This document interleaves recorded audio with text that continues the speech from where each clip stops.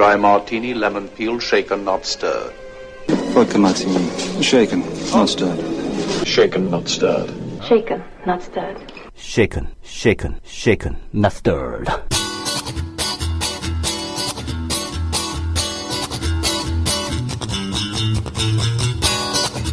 영화 사보타지의 수입사 대표가 최근 몇 차례의 성명서를 냈습니다. 원래 다음 주에 개봉할 예정이었던 혹성탈출 반격의 서막이 이번 주로 상영 일정을 앞당긴 데 대해서 강자의 횡포 그리고 스크린 독과점을 비판하는 내용입니다. 영화계에서는 간헐적으로 이런 성명이 나옵니다. 예전에 집행자라는 작품의 경우에도 극장들이 영화에 제대로 스크린을 배정하지 않고 조기 종영을 하고 있다면서 성토를 하기도 했죠.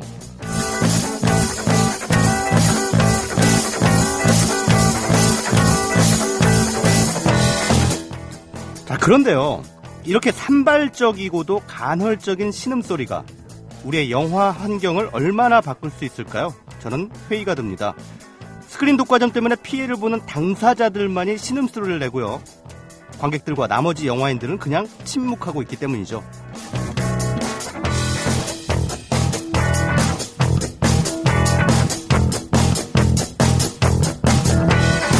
스크린 쿼터 사수투쟁 때는 똘똘 뭉쳐서 그토록 열심히 싸우던 영화인들의 기계 다 어디로 갔는지 모르겠습니다.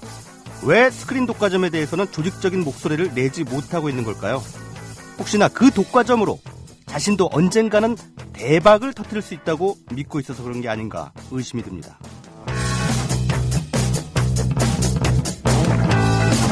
(7월) 둘째 주 목요일입니다. 날이 많이 묻었군요. 최광의 영화시 읽기시 여러분의 더위를 조금이나마 식혀드릴까 합니다. 자, 지금 문을 열겠습니다.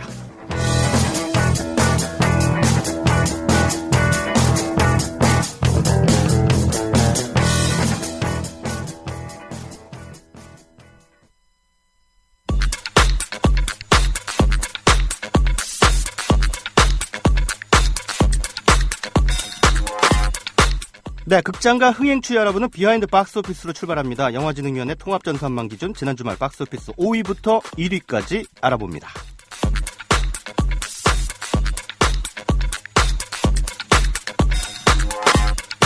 네, 먼저 5위입니다. 이선균 주연의 끝까지 간다. 2계단 하락했습니다. 누적 관객수는 333만 명. 이 정도면은 최근 한국 영화의 흥행 부진 가운데 단연 선전했습니다.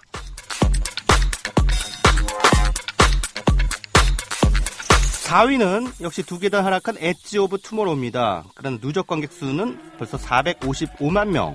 한국에서 쏠쏠한 흥행세를 기록했으니까 아쉬울 게 없는 그런 하락세입니다.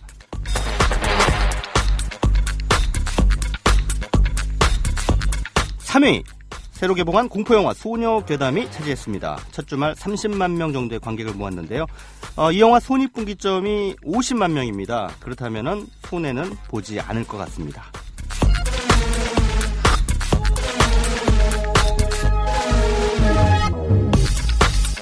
역시 새로 개봉한 정우성 주연의 액션 영화죠. 신의 한 수 개봉 첫 주말 2위로 데뷔했습니다. 첫 주말 118만 명의 관객을 모았는데요. 혹성탈출 속편이 개봉하는 이번 주에도 흥행세를 유지할 수 있을지는 조금 더 두고 봐야 할 것 같습니다.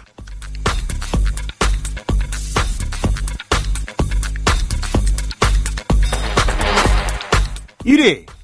네, 역시 트랜스포머 사라진 시대입니다. 신의 한 수와 소녀괴담 등의 한국 영화 양면 협공에도 2주 연속 1위 자리를 지키긴 했습니다만 흥행세는 전편들만 못한 분위기입니다. 지난 주말까지 415만 명. 이번 주부터 급락세로 접어들 것 같고요. 스크린을 혹성탈출 속편에 많이 뺏기게 되기 때문이겠죠. 요즘 흥행은 관객들이 아닌 스크린 수가 결정합니다.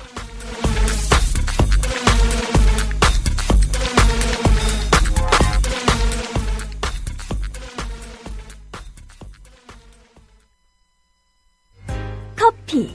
이제 아무거나 마시지 말자. 커피를 즐기는 사람들에게 질 좋은 한 잔의 커피는 하나의 권리입니다. 커피를 아는 전문가가 정성을 다한 로스팅으로 만든 제대로 된 커피. 제제 원두커피로 여러분의 권리를 누려보세요. 02-749-1002 주소창에는 카페제제.co.kr 그리고 검색창에는 카페제제를 검색하세요. 카페 제재는 서울 용산구에 위치해 있습니다. 카페 제재는 카페가 아닙니다. 커피 전문 인터넷 쇼핑몰입니다. 헷갈리지 마세요. 재수씨, 결혼 축하드립니다. 앞으로도 행복하고 결혼 축하하고 오래오래 행복하게 살고 나의 미래 결혼 생활을 진심으로 축하해줄 사람들과 같이 하는 소규모 결혼식을 생각하고 계신가요? 강남구 논현동에 위치한 벨뷰티아라는 오직 한 쌍의 신랑 신부님 그리고 혼주와 하객들만을 위한 여유롭고 안락한 일식 장소입니다.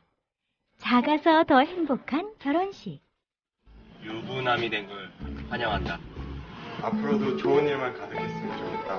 결혼 축하해. 결혼을 축하합니다. 포털에서 벨뷰티아라를 검색하세요. 예약 문의는 02-512-7996. 돌잔치 및 각종 기업 행사도 예약받습니다. 국민TV 조합원에겐 다양한 혜택을 드립니다.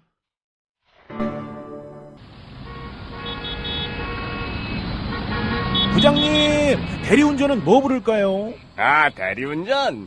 블랙박스 주는 1800-6606 대리운전이 있지 않은가? 아, 20회 이용시 블랙박스를 주는 1800-6606 블랙박스 대리운전이요?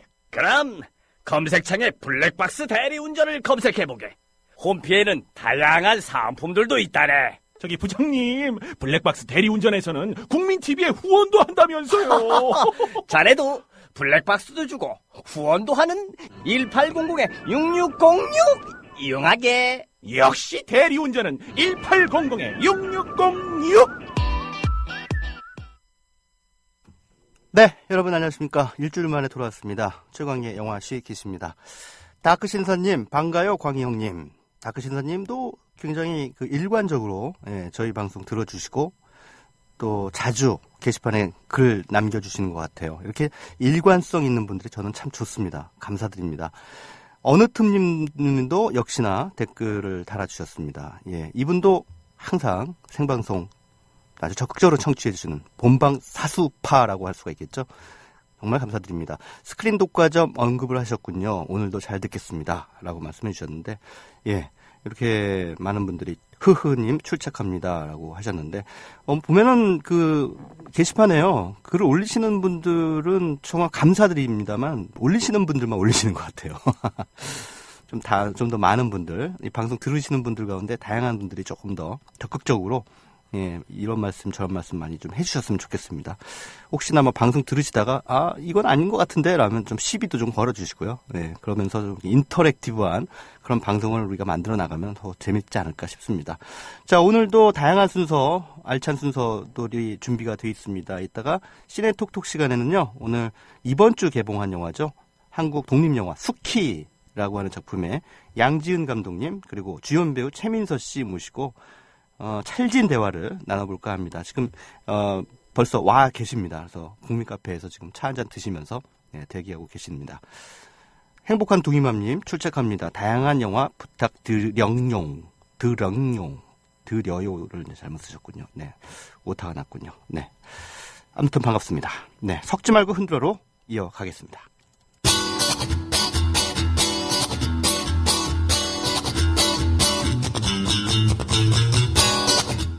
네, 지금 대중문화의 화두는 단연 몸입니다. 얼굴 빠지는 건 용서해도 몸매 빠지는 건 용서할 수 없다. 이게 요즘 젊은 남성들의 여성관이라고 하죠. 몇 년 전에는 어느 여가수의 허벅지를 가지고 꿀벅지 이렇게 일컫는 게 성희롱에 해당하느냐 마느냐를 놓고 논란이 불거지기도 했죠. 사실 이런 사례들은 파편적인 증오에 불과합니다. 굳이 분석하고 자시고 할 것 없이 21세기 대한민국 남녀들의 시선은 몸에 단단히 중독되어 있습니다. 이걸 모를 리 없는 미디어는 대중의 시선을 가르치기 위해서 이른바 착한 몸들을 전시하는 데 분주하죠. 본업과 재능이 총체적으로 의심되는 연예인들은 혹독한 운동과 맛대가리 없는 닭가슴살로 조성한 근육질 몸매를 과시합니다.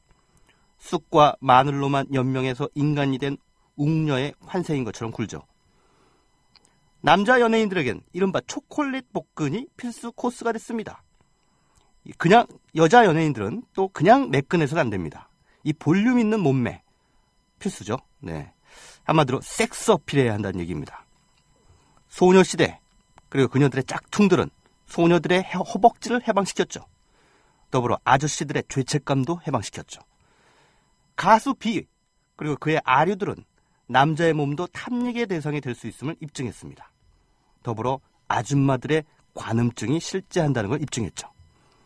상황이 이럴진데 이른바 44 사이즈의 말라깽이들과 가슴 근육을 최대한 두드러지게 보이고 싶어 안달이 난 쫄티남들이 자연스레 턱을 치켜 세우는 것도 무리는 아니죠.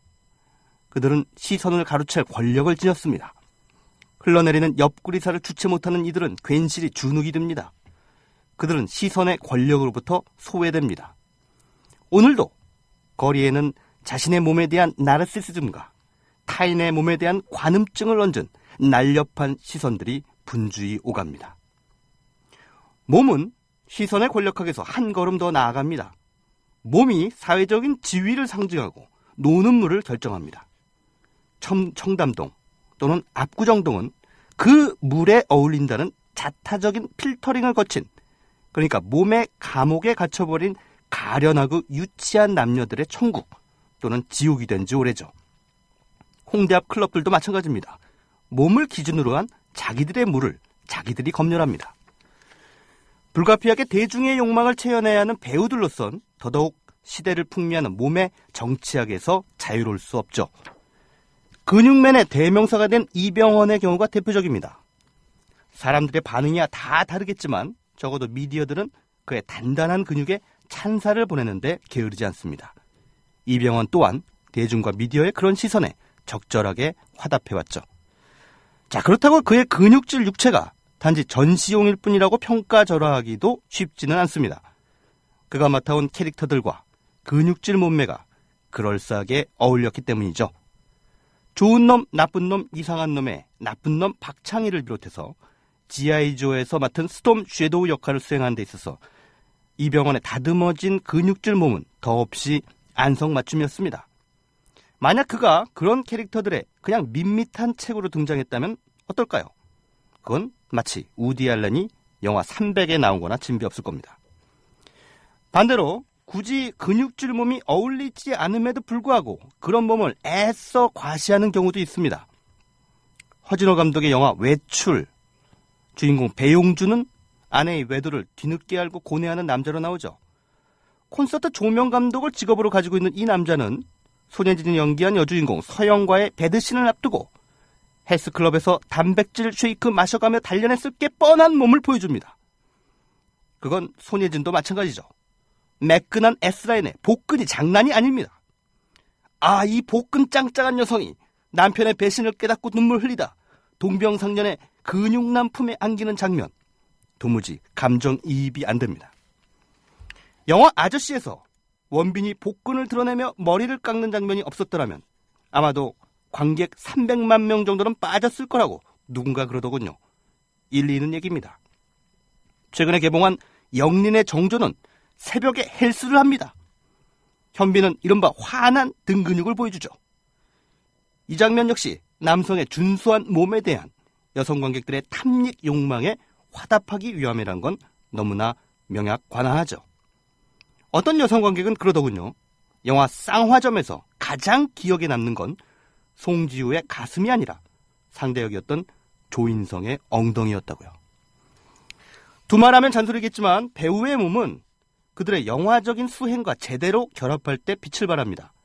즉 배우의 몸은 영화의 내용 또는 캐릭터와의 연관성을 잃어버려서는 안 된다는 얘기죠.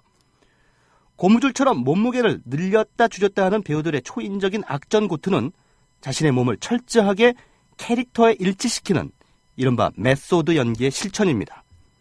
대체로 연기자로서의 자의식이 강한 배우들의 경우 건강이 상할지언정 캐릭터로 인정받길 원하고 또 그런 모험을 감행합니다. 세월의 흐름에 그저 몸을 맡겨버리는 배우들도 있습니다. 송강호 같은 배우는 가끔 등산을 하는 것 말고는 애써 몸을 가꾸지 않는다고 말했습니다. 시간의 흐름이 몸에 새겨놓는 변화를 일부러 거역하는 게 오히려 부자연스럽기 때문일 겁니다. 허름한 티셔츠 위로 살짝 부풀어진 뱃살을 드러낸 거북이 달린다라는 작품의 김윤석은 어떤가요? 이런 배우들은 관객들로 하여금 몸이라는 물신에 대한 경외감을 갖게 하는 게 아니라 오히려 살아 펄펄 뛰는 캐릭터와 조우하게 만들죠. 몸을 전시하고 싶어서 가끔 주객이 전도되는 현상이 배우들만의 탓은 아닐지라도 적어도 몸을 둘러싼 우리가 사는 이 세상의 호들갑 속에서도 꿋꿋이 배우의 몸을 지키는 이들을 보면 괜스레 존경심이 생깁니다. 그게 참 당연한 건데도 말이죠.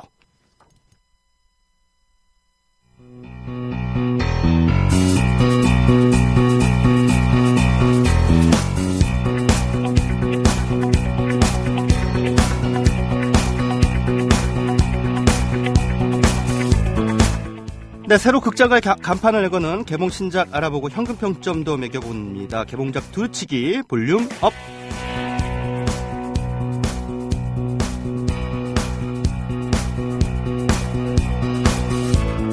네, 지난 2011년에 나왔던 진화의 시작에 이어서 3년 만에 속편이 나왔습니다. 혹성 탈출 반격의 서막 이번 주 개봉했는데요. 인간보다 더 영리한 시저가 이끄는 진화한 유인원들은 자신들의 삶의 터전을 만들고 평화롭게 살아갑니다. 한편 바이러스로부터 살아남은 극소수의 인간들은 멸종 위기와 가족을 잃은 고통 속에서 살아가는데요. 서로의 존재를 잊고 있던 두 종족은 우연히 다시 마주치게 되고 생존을 건 피할 수 없는 전쟁을 시작합니다. 혹성 탈출 시리즈는 지난 1968년에 나온 찰턴 헤스턴 주연의 영화에서 모티브를 얻어서 그 영화의 이전 이야기를 이어가는 일종의 프리퀄로 만들어지고 있는데요. 인간이 어떻게 유인원의 지배를 받게 됐는지 그 과정을 흥미진진하게 보여주면서 한편으로 유인원을 통해서 인간의 오만함과 폭력성에 대한 묵직한 주제의식을 슬쩍 은유하고 있습니다. 3D로도 개봉하는데요. 입체감이 그다지 두드러지지 않습니다. 괜히 돈 쓰지 마시고요. 2D로 보셔도 무방하겠습니다.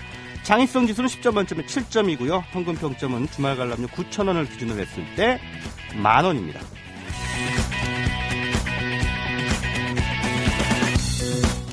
썬댄스 영화제에서 화제를 모았다는 할리우드 저예산 SF 영화 더 시그널이 이번 주 간판을 내겁니다. 닉을 비롯한 그의 친구들은 MIT 공대를 해킹한 천재적인 해커 노매드를 찾아 나섰다가 정체불명의 세력들에게 모두 납치당하고 맙니다. 정신을 차려보니까 이들은 방호복 차림의 인간들에게 둘러싸여서 뭔가 모를 실험 대상이 돼 있는데요.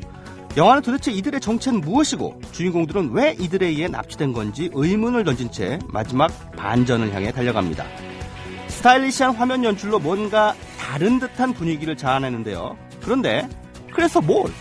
이런 질문을 던진다면 이 영화가 우리에게 주는 대답은 조금 모호합니다. 관점에 따라서는 호불호가 좀 엇갈릴 것 같습니다. 제가 보기에 이 영화는 참신함이 도가 지나쳐서 다소 황당한 작품입니다. 뭔가 다른 걸 보여주려는 강박이 주제의식을 함몰시킨 사례가 아닐까 싶습니다. 창의성 지수는 10점 만점에 5점, 현금 평점은 7,000원입니다. 주말보다는 그냥 평일에 시간 있을 때 보시는 게 좋겠습니다.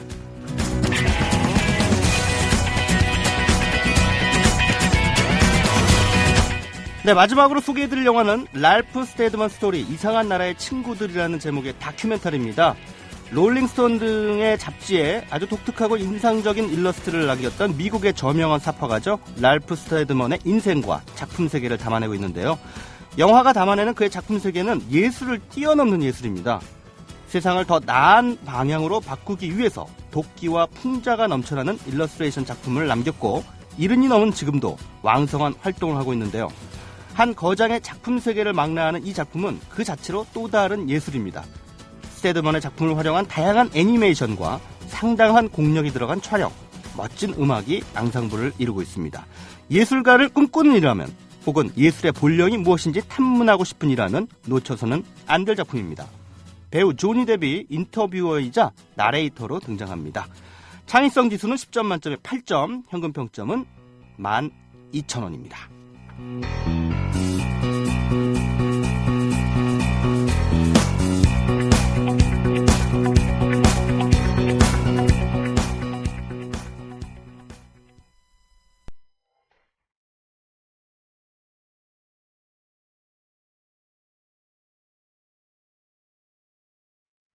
네, 영화 악마는 프라다를 입는다 중에 골랐습니다. 트래식. 네, 듣고 와서 시내 톡톡으로 이어갑니다.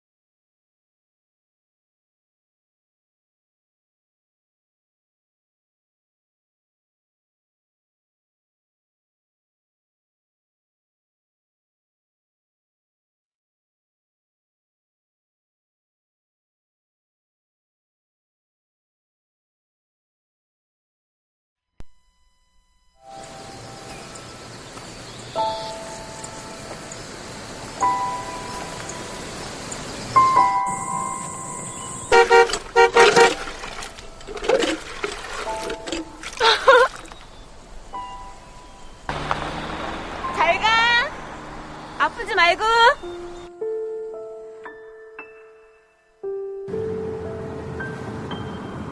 나는 생각한다. 고로 나는 존재한다. 인간 존재의 가치는 이성에 있다는.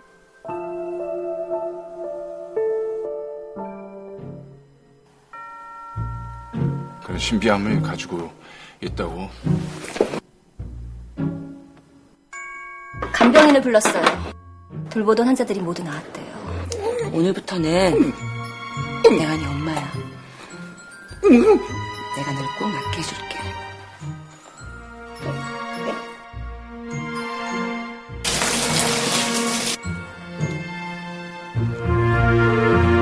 나밖에 없지. 씹으란 말이야!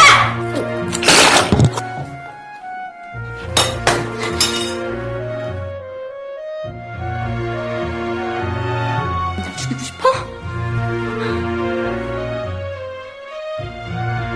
너네 만난 게 행운이야.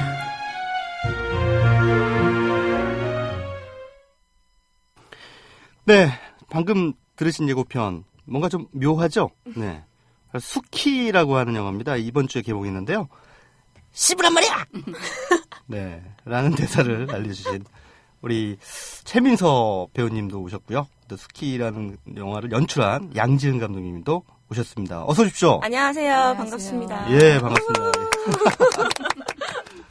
네, 이렇게 또 바쁘시고 오늘 또 그 개봉일인데 네. 불구하고 이게 또 개봉일은 주로 이제 막 무대 인사도 다니고 막 그러더라고요. 네. 예, 또 GB도 하고 그러는데 이렇게 직접 또 생방송에 예, 나와주셔서 정말 감사드립니다. 근데 지금 예고편 듣다 보니까 뭐 이런 이상한 소리가 막 나는데 이게 어떤 소리죠? 감독님 한번 규명을 해주시죠.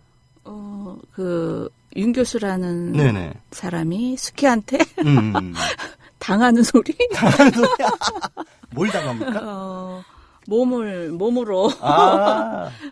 싫은 거를 이제 그 소리로서 이제 표현을 해내는 거예요. 예. 근데 여기서 이제 남자 주인공이 이제 조한철 씨가 예. 윤 교수인데 이분이 굉장히 그 좀 금욕주의자이자 좀 완벽주의자, 약간 예. 결벽증 같은 거를 가지고 있는 분인데 심근경색으로 쓰러지죠. 네. 그래서 뭘로 하여튼 쓰러져요. 네. 쓰러져가지고 이제 완전히 이제 전신 마비가 되는. 네.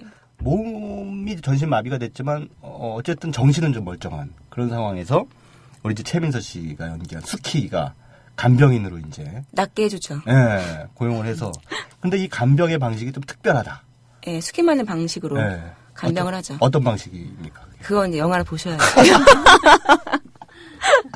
그 어떻게 말씀을 드립니까? 아니 그건 굉장히 이 영화에서 중요한 그 키포인트인 것 같은데. 아니 감독님이, 이제 뭐 네. 말로 해서 이제 들으시는 거 하고 이제 보면서 이제 이렇게 본인들이 이제 느끼는 거 하고는 되게 천차만별인 것 같아요. 네. 천차만별인데 지금 말로만 해서는 솔직히 안 되고 이제 오늘 개봉일이니까 네. 한번 산뜻하게 한번 보시고 스키의 그 간병하는 법이 이런 거구나 하고 이제 느껴보셨으면 좋겠어요. 최민수 씨가 차마 내 입으로는 그 말을 못하겠다 이런 그 입장이신데 제가 그렇다면 제 입으로 말씀드립니다. 진짜 그게 중요한데 그렇게 말씀하시면 아니 중요하니까 얘기를 해야죠.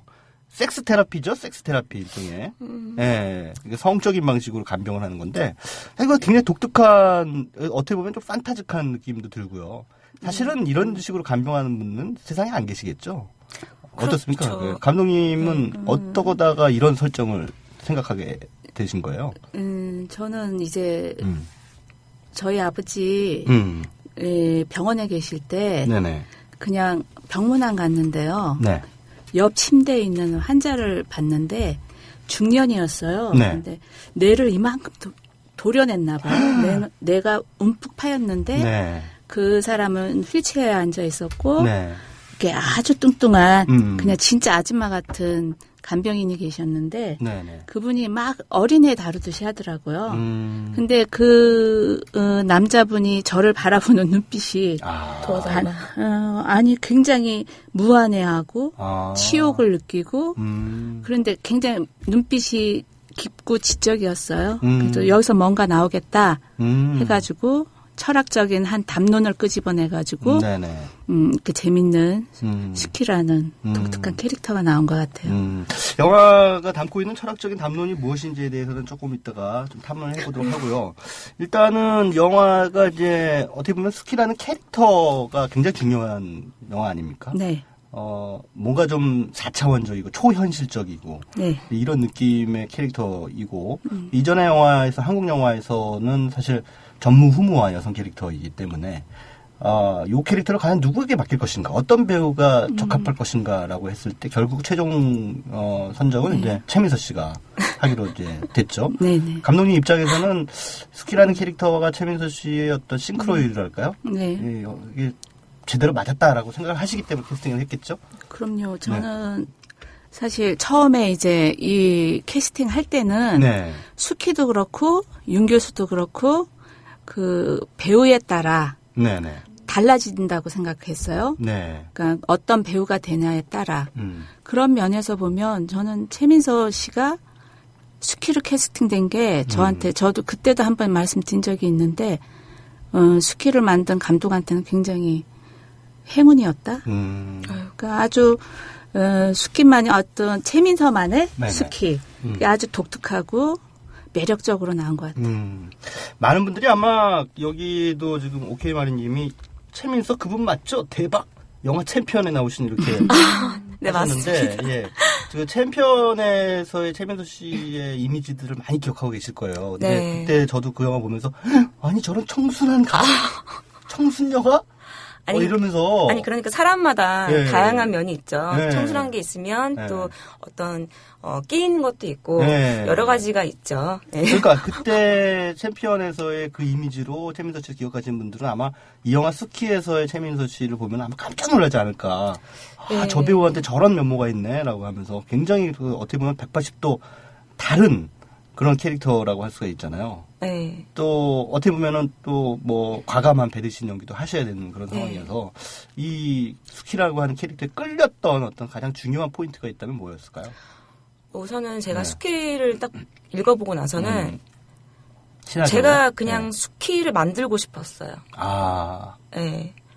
그래서 내가 수키가 되는 게 아니라 수키 아이온 수키를 저한테 그냥 그리고 이제 수키가 저하고 좀 비슷한 부분들이 있었어요. 네.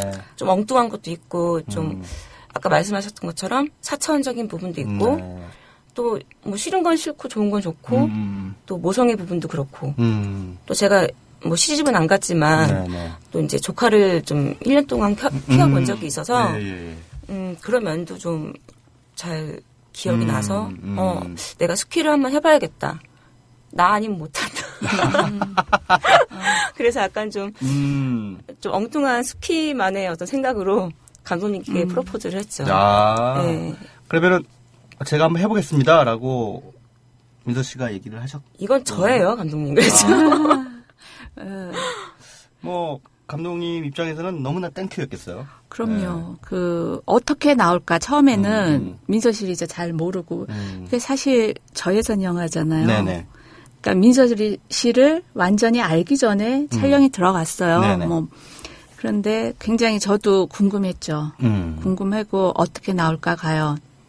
근데 촬영도 굉장히 이게 말씀드리기가 정말 창피할 정도로 짧은 차 14회차 정말 밤낮 없이 고생하면서 스태프들의 노동과 그런 거 없었으면 사실 배우들도 힘들었고요. 그래서 저는 찍으면서는 그냥 콘티대로 앞만 보고 갔어요. 옆도 안 보고 뭐 누가 뭐라 그래도 아무 소리도 저는 안 들렸고 그냥 콘티대로 앞만 보고 갔는데 찍으면서 궁금했죠. 과연 수키가 어떻게 나올까. 근데 찍으면서 보는데 참 최민서만의 뭔가는 나오겠다. 그거를 느끼긴 했어요. 그런데 이제 나중에 편집을 하고 보니까 훨씬 마음에 드는 수키가 나왔죠. 네. 영화 속에서 아까 그 스키라는 캐릭터를 보시면은 대단히 좀 흥미로우실 텐데요. 아까 최민서 씨가 스키한테 내가 맞추는 게 아니라 나한테 스키를 맞추고 싶었다 이렇게 말씀을 하셨어요. 그래서 영화 보면은 이제 스키라는 캐릭터는 굉장히 저돌적이고 누가 뭐래도 어쨌든 앞만 보고 향해서 돌진하는 그런 돌진형이거든요. 네. 실제 최민서 씨도 그렇습니까? 제가 좀 그런 성향이 좀 있긴 해요. 그런 성향. 그걸 이제 좋게 말하면은 이제 저돌적인 어떤 그 진취적이다라고 네, 하고 좀 나쁘게 얘기하면 이제 똘끼라고 하는데. 저 좀 약간 좀 똘끼가 있습니다. 똘끼도 두 종류가 있어요. 똘똘한 끼와 또라이 끼. 근데 이게 두 개가 이렇게 맞물린 사람들이 뭔가 일을 해도 하더라고요. 또라이 끼 하고 똘똘한 끼. 근데 최민서 씨는 또라이 끼하고 똘똘한 끼가 두 개가 다 있는 것 같아요. 그 진짜 제가 그런 것 같아요. 왜냐면 정말 제가 그런 것 같아요. 진짜 똘끼 있으시죠? 근데 약간 좀 약간 또라이 끼가 좀 더 강한 것 같아요. 그래요? 네. 그 미녀가 또라이면 그것도 굉장히 그 매력적이에요. 네. 굉장히 솔직해요. 그래서 욕을 좀 많이 먹어요. 알겠습니다. 어떤 분이 굉장히 긴 그 질문을 올려주셨는데 네. 이걸 다 읽어드려야 되나 모르겠습니다. 자, 캐로로님이 최근 뉴스엔 기사를 보고서 여배우 A가 촬영장에서 남자 배우와의 촬영을 거부해 따가운 눈총을 받았다. 지각을 밥 먹듯이 하는 여배우 A는 최근 한 촬영장에서 이해할 수 없는 돌발 행동과 예의 없는 모습으로 선배 배우들에게 왕따를 당했다. 겉으로 예쁜 외모와 좋은 이미지를 지닌 여배우 A는 촬영 시간에 맞춰 도착한 적이 거의 없다고, 촬영 내내 대선배들이 먼저 와서 기다리는 황당한 상황이 발생했고 최대 3시간까지 늦는 등 지각대장이라는 불명예를 안았다. 그것도 모자라 이번에는 애초 약속된 키스씬, 배드씬을 모두 거부했다. PD 감독 등이 즉석에서 요구한 장면도 아닌 원래 시나리오에 있었지만 여배우 A는 끝까지 못하겠다며 버텼고 관계자들은 멘탈 붕괴에 빠졌다. 게다가 여배우 A의 상대 배우는 대한민국의 네로라 하는 미남 톱배우. 제가 누군지는 아닐지도 모르지만 S양이라고 들었는데요. 당당하고 멋진 민서 언니랑 비교되는데 아이고. 예, 요즘 효리 언니가 여성들의 롤 모델로 비춰지는데 제가 보기엔 민서 언니가 훨씬 자기 감정의 솔직함과 꾸며내지 않은 자연스러움이 더욱더 묻어나요. 아유, 감사합니다. 기사의 여배우랑 민서 언니랑의 근본적인 차이가 뭐예요? 참, 은근히 상당히 예의 바르게 말씀하신 듯 하면서도 전곡을 확 찌르는 그런 아주 날카로운 질문을 해주시네요. 너무 중요한 질문. 네. 근데 저는 네네. 뭐 그분이 누구신지도 모르고 네네. 그 영화가 뭔지도 몰라요. 네. 근데 저는 이제 촬영할 때는 저도 좀 지각하는 건 조금 있어요. 근데 3시간은 너무 심했고요. 네. 한 뭐 20-30분은 조금씩 늦긴 하는데 네네. 그건 이제 뭐 촬영을 하다 보니 약간 좀 피곤해서 아니면 길을 헤매다 보니까 좀 그런 경우도 있고 아니 제가 좀 늦게 나와서 그런 면이 있고요. 네네. 또 원래 시나리오 부분상 있는 거를 리딩도 다 하고 했을 거 아닙니까? 예. 근데 그거를 현장에서 촬영할 당시에 현장에서 그거를 거부한다는 거는 좀 저는 같은 배우로서 이해가 안 가고 그럴 거면 연기를 왜 하시는지는 모르겠어요. 네. 인기 때문에 하시나? 말도 이상하게 한 거 아니에요? 아닙니다. 뭐 누군지 모르니까 뭐 어차피 네. 누군지는 우리가 모르는데 자기 몫을 다 하지 않는 건 뭐 직업의식이 없다라고 봐야겠죠. 그럼요. 이런 배우는. 예. 근데 뭐 이런 질문은 최민서 씨 같은 경우는 많이 받아보셨을 것 같아요. 네. 근데 뭐 그래서 어떻게 대답이 나올지도 어느 정도 예측은 되는데 그 여배우가 배드씬을 한번 찍잖아요. 그러면 그런 시나리오만 계속 들어온다면서요? 아, 맞아요. 제가 이제 채식주의자라는 영화를 한번 찍고 나서 배드씬 있는 것만 계속 들어오는 거예요. 근데 그때 당시에는 작품만 좋으면 하자.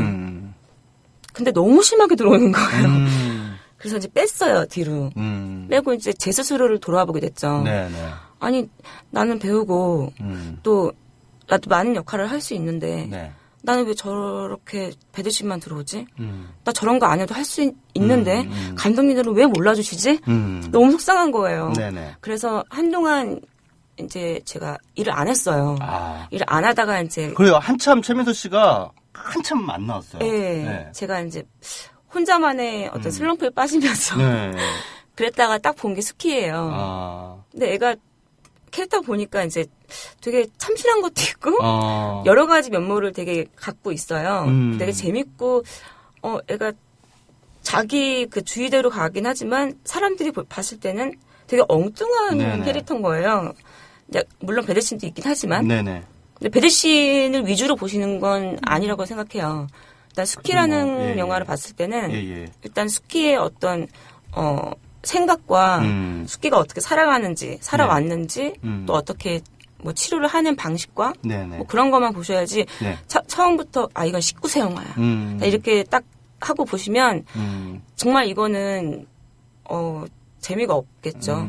공감할 수 없는 배우가 공감할 수 없는 영화가 나올 겁니다. 네. 근데 사실은 그 영화가 또 필요하다면은 저는 배드신이 반드시 들어가야 돼요. 당연하죠. 사람의 인간의 삶에서 당연히 뭐 섹스란 것은 뭐 빼놓을 수 없는 거고요. 그건 뭐 본능적인 거고. 스킨십 이런 거는 빼놓을 수 없잖아요. 영화가 그 보여주는 어떤 배드신이 저는 그 성욕을 유발하려는 의도가 있느냐, 아니면은 그야말로 그 사람과 사람의 어떤 몸의 어떤 교류, 소통, 뭐 이런 차원에서의 섹스를 보여주느냐, 거기에 따라서 저는 포르노그래피와 포르노그래피가 아닌 것을 나뉜다 이렇게 생각하거든요. 우리가 흔히 예술이냐 외설이냐라는 걸 따졌을 때. 근데 뭐 영화 스키에서는 배드신이 등장하긴 합니다만 그것이 뭐 사람들 보고 꼴리라고 막 이렇게 넣는 것 같지는 않아요. 제가 보기에는. 내 스타일이야. 왜요? 저는 되게 시원시원하게 말씀하시는 거 저 좋아하는데. 네. 큰일 났다. 나 최민수 씨 스타일 되고. 근데, 네. 진짜 그런 것 같아요. 그런 쪽으로 보시는 것도 좋지만, 네네. 어떤 스키는 모성의 부분을 갖고 있거든요.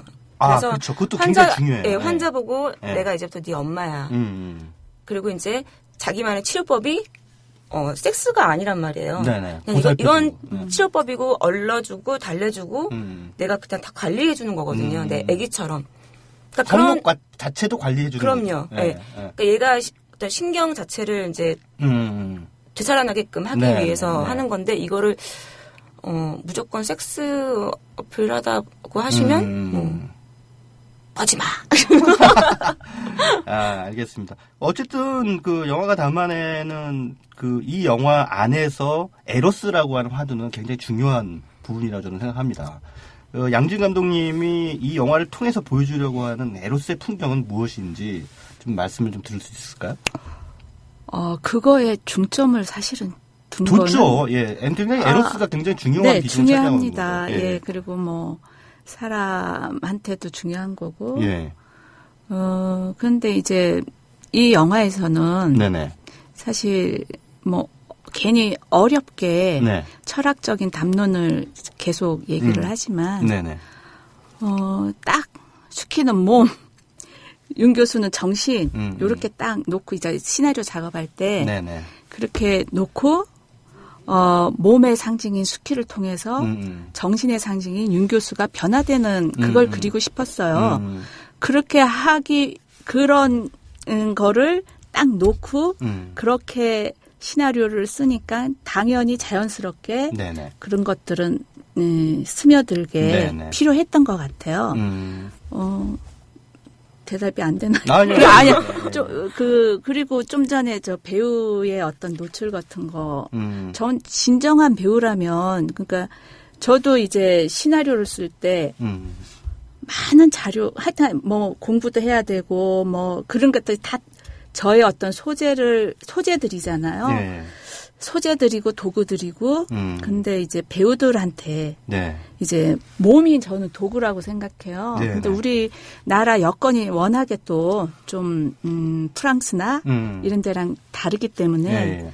그렇게 아까 그 여배우 에스양 잠깐 언급했지만 그런 게 있는데 너무 우리나라는 이제 그런 배우들의 인식이 그런 거를 너무 어쨌든 환경이 그러니까 그렇게 생각하는데 그런 의미로 봤을 때 민서 씨는 그런 걸 전혀 이제 작품에 필요하면 이렇게 하니까 진정한 배우의 어떤 생각을 갖지 않았나 찍으면서 그런 생각을 했고 그렇게 아까 에로스 얘기했지만 그런 걸 찍은 다음에는 정말 고마웠어요. 너무 몸을 사리거나 이런 게 없이 해주니까. 그래서 그런 생각을 했습니다. 네. 그 림포매니악이라는 영화 혹시 아시죠? 네. 림포매니악 안 보셨죠 아직? 보셨어요? 림포매니악? 예고편. 예, 라스파트리아 감독의 림포매니악 한번 꼭 보시기 바라겠습니다. 근데 저는 우리나라 배우들이 좀 봤으면 좋겠어요. 저는 사를르 겐스부르크 그 사람 안티크라이스트에서 보고 네. 그때 처음으로 배우를 존경하게 됐어요. 왜냐하면 배우는 감독이 하는 어떤 한 면을 예, 그냥 예. 도구라면 좀 굉장히 기분 나쁘지만 그렇게 생각을 했었는데 네네. 아 배우가 이렇게 멋진 예술가구나. 그럼요. 전 예. 그때 처음으로 배우에 대한 존경을 하게 됐어요. 네. 그래서 이제 이 작품 할 때도 존경하는 마음을 가지고 배우들과 같이 정말 존경하셨어요. 네. 감독은 사실 캐릭터와 상황을 창조하는 사람이지만 네. 배우는 1차적으로 네. 그 감독이 창조한 캐릭터를 해석하는 저는 그렇죠. 인물이라고 생각하거든요. 네.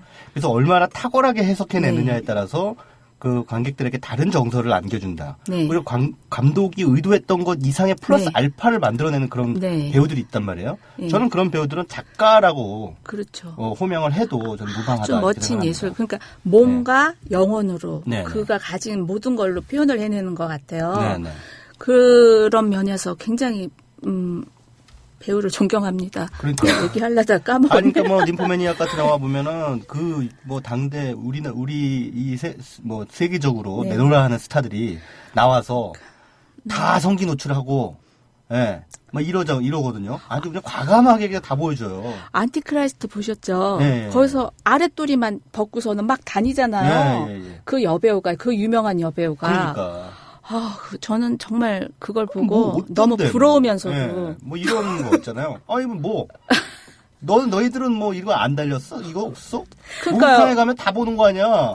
그럼 이런 거 이런 찍을 당당한 자세. 찍을 때 네. 감독은 네. 진짜 그게 성기구나 이런 생각 전혀 안 들어요. 저거는 그냥 요 상황을 네네. 표현해내는 거구나 이렇게 생각해서 뭐 야하다 뭐하다 몰라가지고 직접적으로 막 해가지고 이제 민서 씨가 좀 당황한 부분이 네. 그건 것 같아요. 예. 그런 부분에 대해서 최민수 씨도 뭐 잘 알아서 하시겠지만 신경 안 쓰시는 게 더 신경을 안 맞죠? 써요. 근데 이제 제가 옛날에 찍은 영화 돈테파파라는 영화가 있는데 엽착이라는 게 있어요. 그 부분에서 이제 속옷을 당연히 입었죠.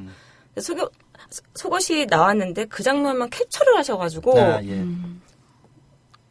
딱 인터넷에 올랐는데 너무 심하게 막 날아다니는 거예요. 근데 민망할 정도로. 그러니까 그런 부분들만 없으면 뭐 그런 거? 뭐 성기 노출 어떻게 그 영화가 되게 좋다면 뭐 그런 거는 일도 아니죠. 정말로. 근데 뭐 세상의 일정 %는 저는 그렇게 생각해요. 어쩔 수 없이 찌질하다. 찌질한 사람들이 있는데 그게 이제 뭐 인터넷 세상이 되다 보니까 이 찌질한 사람들이 우리가 인식하는 것보다 훨씬 더 커 보이는 거죠. 그러니까 실제 하는 것보다 훨씬 더 커 보이는 게 문제인데 그 많은 사람들은 실제로 대부분의 사람들은 그렇지 않다라고 하는 믿음을 가지고 있다면 큰 상처를 받지 않을 거라는 생각이 듭니다. 그래서 뭐 괜히 제가 나서서 뭐 이런 말씀 드렸는데 저는 이 영화를 보면서 그 이마무라 쇼헤이 감독의 붉은 다리 아래 따뜻한 물이라는 영화가 떠올랐어요. 못 봤습니다. 네, 그 영화에서도 그 야쿠쇼 코지가 여기서는 반대죠. 그러니까 그 영화 속의 여자 주인공이 몸에서 물이 나오는, 그러니까 이 섹스를 하고 싶어지면은 몸에서 물이 나와요. 계속. 그리고 도벽이 생겨요. 그래서 몸에서 물이 막 철렁철렁 흐르면서 마트 같은 데서 이렇게 몰래 뭐 훔쳐가지고 나오고 뭐 이런 병을 가지고 있어요. 호르몬 이상. 뭐 어쨌든 그 약간 판타지스러운 그렇겠네. 그런 설정이죠. 몸에서 물이 나오는데. 아니 왜 그 여성분들은 그 왜 한 달에 한 번씩 매직 하잖아요. 생리? 네. 내 스타일이야. 근데 이제 외국에는 그런 사례가 있지만 저희 나라는 아직도 그런 건 없지만 그거 하시기 전에 이제 도벽을 하시거나 아니면은 머리를 안 감는다거나 뭐 그런 경우들이 있어요. 맞아요. 그런 저도 언뜻 그런 얘기 들은 것 같은데 아무튼 그 붉은 다리 아들의 따뜻한 물 같은 경우에는 야쿠쇼 코지가 남자 주인공이 그 여성의 병을 낫게 해주거든요. 섹스를 통해서. 근데 이마무라 쇼헤이가 일본의 굉장히 뭐 거장 감독이잖아요. 근데 지금 돌아가셨지만 그 거의 감각의 제국 아닌가? 그분은 오시마 나기타 감독이고. 예. 그 이마무라 쇼헤이 감독의 그 영화에서 둘이 배드신을 할 때요. 이 물이 몸에서 막 사정없이 나와요. 여자의 몸에서. 그래서 나중에 폭포수처럼 막 팍 퍼져요. 막 물이. 섹스를 할 때. 그런 장면이 등장하거든요. 그래서 되게 보면은 온천처럼 뜨거운 물이 막 팍팍 쳐요. 막. 근데 그 영화를 보면서 야 이게 이마무라 쇼헤이 감독이 그게 나이가 8순이 다 돼서 만든 작품인데 결국은 인간의 어떤 그 병, 치유하는 것으로서의 어떤 그 물리적인 몸의 소통, 에로스. 근데 여기에 천착을 하는구나라고 하는 거. 특히나 그 물이라고 하는 것이 그 여성을 상징하는 것으로 저는 봤거든요. 영화 속에서. 따뜻한 물. 그러니까 붉은 다리 아래 따뜻한 물이라고 하는 게. 뭐 영화제에서 상도 많이 받고 그랬을 그랬죠. 거예요. 그래서 예. 이 여성의 몸에서 흐르는 그 따뜻한 물이 개천으로 흘러가니까 그 개천에서 막 엄청난 막 그 이 물고기들이 막 상생하고 막 팔딱팔딱 뛰고 그러니까 생명의 물인 거죠. 그러니까 여성의 몸에서 나오는 물을 그렇게 생명의 원천으로 담아내고 있는 그런 이마무라 쇼헤이 감독의 영화를 보면서 나이가 들면서 점점점 오히려 그 거장 감독들이 이런 그 섹스라든가 에로스라든가 이런 화두에 좀 더 천착하게 되는 그 이유가 분명히 있을 것이다라는 생각을 했죠. 근데 저는 이 영화도 그런 측면에서 보면은 바로 그 몸이라고 하는 거. 그러니까 아까 정신과 몸의 어떤 대립이라고 하는 그런 설정을 말씀해 주셨는데 정신에 대한 어떤 몸의 어떤 독립성 혹은 우월성 뭐 등등 이런 것들을 좀 얘기할 수 있으니까 어떻게 보면은 사람들은 흔히 몸에 천착하는 건 좀 천박하다고 생각을 하고 정신이 거기에 더 우월하다라고 이렇게 많이들 생각하는데 그 반대가 더 맞을 수도 있지 않겠는가. 우리의 본능에 천착하고 거기에 더 뭐랄까요, 그 집중하는 것이 반드시 나쁜 것만은 아니다. 그런 얘기를 하고 싶으셨던 거 아닙니까? 그렇죠. 조금 이제 가톨릭적인 분위기가 있잖아요. 네. 영화 안에. 네네. 그리고 제가 가톨릭도 신자고, 그리고 또 가톨릭 쪽에서 신학이나 철학 공부를 했고, 네네. 그래서 이제 주변에서 보면서 네네.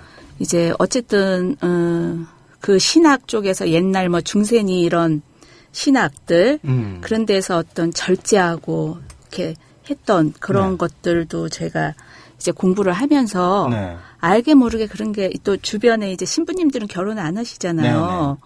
그러면서 가장 어려운 게 이제 뭐 성형. 그렇죠. 그거 스님들도 마찬가지고 여자가 가장 그 나이 드실 때까지 좀 힘들다 이런 얘기도 들었고 그런 것들이 어떻게 보면은 알게 모르게 신학과 철학과 뭐 짬뽕이 또 나라는 인간 이런 거랑 짬뽕이 돼가지고 이런 그 뭔가 이런 독특한 수키의 어떤 소재도 나왔고 어떤 내용도 나왔고 주제도 나온 것 같아요. 짬뽕은 굴짬뽕이 맛있습니다. 난 고추짬뽕. 난 매운 거. 얘기하다 보니까 뭐 얘기가 좀 이상한 대로 흐르는데 해롱해롱님 예전 강심장에서 민서님이 나오셔서 사람 보는 눈이 있으신 것 같아서 그런데요. 강심장에 나오신 적이 있어요? 아. 최광희 오빠는 어떤 사람으로 보이세요?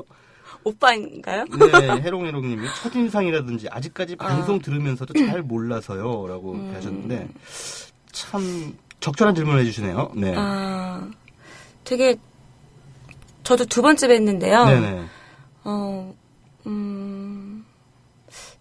뭐 잘 보면 잘 보면 뭐 이렇게 말씀도 잘하시고 네네.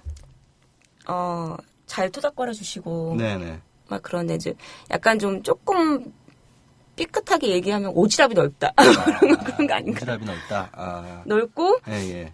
근데 자기 주장이 되게 강하신 분이고 또 약간의 남성 우월주의도 있을 것 같고. 제가요? 네. 그렇진 않은데. 그건 안 해요? 예, 저는 여성. 제가 점쟁이가 아니니까. 네, 저는 다는 모르겠습니다. 다음 세계는 여자로 태어나고 싶어요. 진짜요? 네네네. 남자로 살아가는 건 너무 좀. 남성분들이 나이가 드시면 약간 여성 호르몬이 좀. 제가 요즘 그래요. 저 드라마 보면서 울어요. 예, 요즘 그렇습니다. 그렇구나. 고맙습니다. 어쨌든 칭찬으로 받아드리겠습니다. 네, 감사합니다. 예. 동화마을님, 최민서 씨, 수키 대박 나세요. 감사합니다. 예, 많이 봐주세요. 사르르님 듣고 있는데 한번 보러 가야겠습니다. 솔직한 이야기 좋네요. 가식 없이 영화 잘 되기를 바랍니다.라고 감사합니다. 말씀해주시고 우리 영화 수키의 기자간담회 사진도 함께 올려주셨습니다. 자, 지금 시간이 한 2분여 정도 저희한테 주어졌는데요. 뭐 감독님 그다음에 최민서 씨 마지막으로 감독 관객분들 시청자가 아니군요. 청취자 여러분들께 영화에 대해서 좀 한 말씀 좀 해주시면서 예, 마치도록 하겠습니다. 스키는 이렇게 그냥 겉으로 딱 봤을 때 가볍게 보려면은 그걸 한없이 네. 가볍고 뭐 에로 영화 이렇게 보시는 분들도 있더라고요. 근데 그 보는 건 또 나쁜 건 아니잖아요. 나쁜 건 아닌데 네. 그런데 결코 그런 영화로만 네. 보여져서는 안 된다고 생각을 하고요. 네. 예. 그런 면이 충분히 앞에 깔렸지만 그 여러 가지로 그 안에 담고 있는 네네. 깊은 어떤 삶의 의미? 네네. 의미라면 철학적인 것도 그렇고 그런 것들이 담겨 있으니까요. 그런 거와 함께 이렇게 엮어서 스키를 한번 꼭 보시고 좀 많이 광고 좀 해주세요.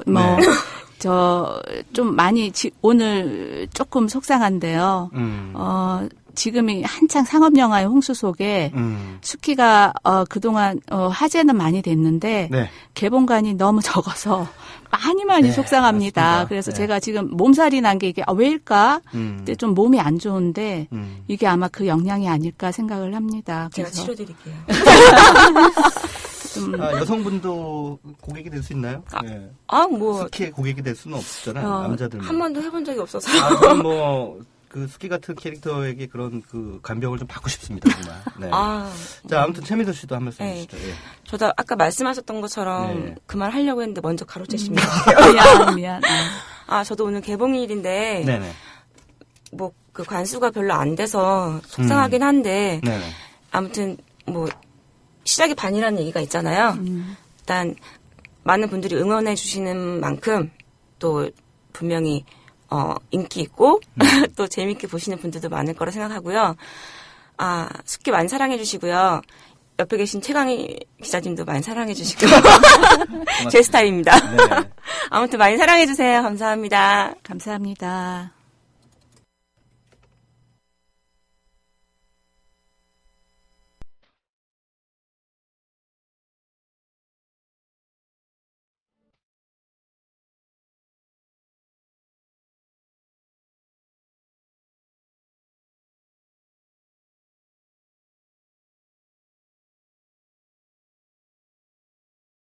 네, 이번 주 개봉하는 영화 혹성탈출 반격의 서막을 보면서요. 영화 속 유인원이 서부 개척기의 인디언을 상징하는 게 아닌가 하는 그런 생각을 해봤습니다. 많은 서부 영화를 보더라도 이 미국의 개척민들은 인디언의 습격으로부터 자신들을 지킨다고 생각하죠. 하지만 역사적인 사실은 그들, 그러니까 백인들이 먼저 인디언에게 총과 폭력을 전수한 거죠. 그래서 이 영화가 드러내는 진짜 바이러스는 바로 인간의 폭력성, 이렇게 봐도 무방할 것 같습니다. 유인원들의 우두머리인 시저, 처음에는 유인원은 인간과 다르다 이렇게 주장하다가 결국 유인원은 인간과 너무 닮았다 이렇게 자조하고 말죠. 그리고 부하이자 호전주의자인 코바에게 인간으로부터 너는 증오를 배웠어 이렇게 논평을 합니다. 영화 혹성탈출 속의 유인원은 어찌 보면 인간성 또는 증오와 적개심을 버리지 못하고 폭력을 너무 쉽게 휘두르는 우리 인간사회의 거울이 아닐까 싶습니다. 자, 7월 둘째 주 최광의 영화 쉐이킷. 아쉽지만 마칠 시간이 됐습니다. 오늘의 작별곡은 혹성탈출 반격의 서막에 삽입된 The Band의 The Wait입니다. 다음 주까지 즐거워하십시오.